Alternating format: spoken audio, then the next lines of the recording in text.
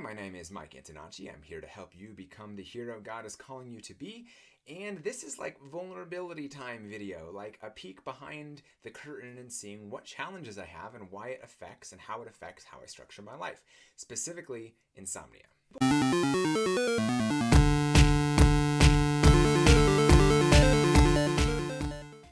Who know me well a lot of times will comment and say, wow, Mike, your life is really well organized, which is true in a lot of areas. But sometimes the reason my life is so well organized is because I'm trying to solve a specific problem, and one of those is insomnia.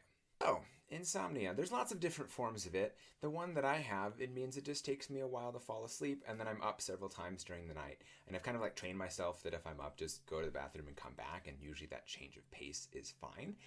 I thought this was normal. I thought it took like everybody over an hour to fall asleep most nights. Apparently not. Apparently that's not the common thing. It's like, oh, maybe this is a problem.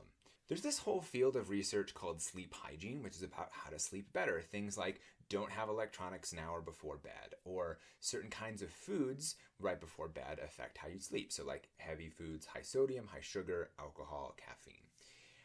And I need to follow those sleep hygiene rules in order to sleep okay. It's not so much a like decent sleep, better sleep, but more of like a not great at all sleep to decent sleep would be the improvement. So that means I need to go to bed at roughly the same time every night and get up at roughly the same time every morning. And the whole like certain kinds of foods are bad before bed. That means on a practical level, no dessert with dinner, no alcohol with dinner.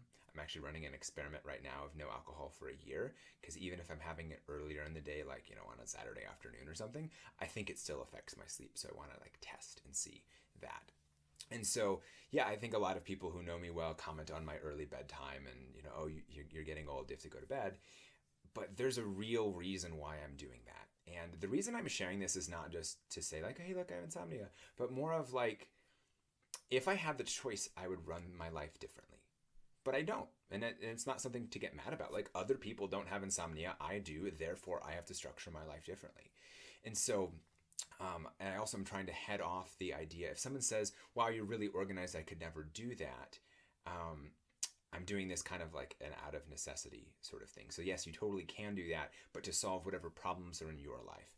I'm going to make a video for next week on just pain levels and how that affects my life and how I need to adapt for that. So another one of those like open, honest vulnerability things. So there you go. P.S. Be a hero today.